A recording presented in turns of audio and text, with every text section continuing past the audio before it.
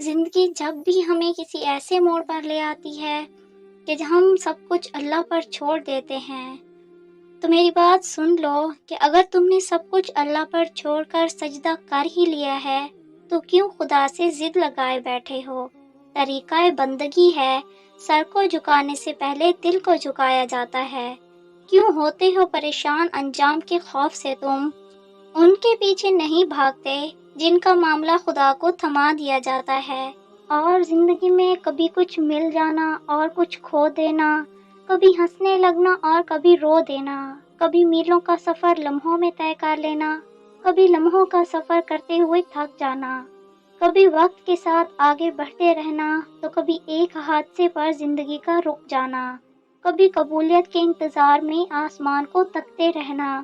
کبھی ہار کر سجدے میں گر جانا، کبھی صبر سے ہر شخص کو مات دے دینی، کبھی ذرا سی بات پر ٹوٹ کر بکھر جانا،